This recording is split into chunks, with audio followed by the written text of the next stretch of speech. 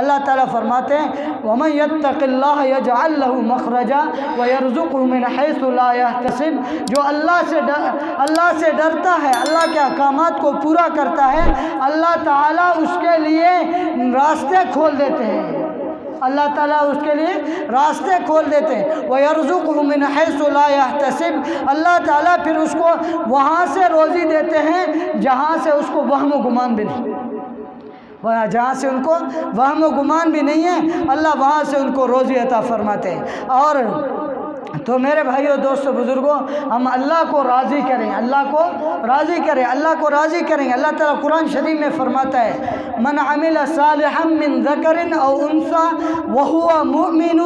فلنحيينه حیاة طیبہ، جو بھی عمل کرے، چاہے مرد ہو، عورت ہو، چاہے عجم ہے، چاہے عرب ہے، حبشی ہے، جو بھی ہے، من عمل صالحا من ذکر او انثى، جو اچھا عمل کرے، چاہے مرد ہے، عورت ہے،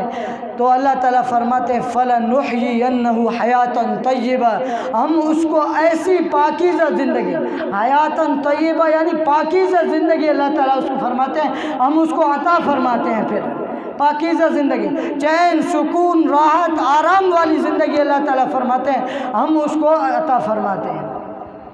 ان الذین آمنوا وعملوا الصالحات، اللہ تعالیٰ فرماتے ہیں جو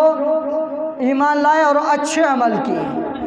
سَيَجْعَلُ لَهُمُ الرَّحْمَنُ وُدًّا، تو اللہ تعالیٰ ان کے لیے آپس میں دلوں میں محبتیں پیدا کر دیتے ہیں، پھر نفرتوں کو ختم کر دیتے ہیں اللہ تعالیٰ۔ ود کہتے ہیں جو دل سے محبت کرتے ہیں اس کو کہتے ہیں، اللہ تعالیٰ پھر ساری نفرتوں کو ختم کرے گا، انسانوں کے دلوں میں محبتیں ڈال دے گا اللہ تعالیٰ۔ لیکن بات یہ ہے کہ ہم اللہ کو راضی کریں،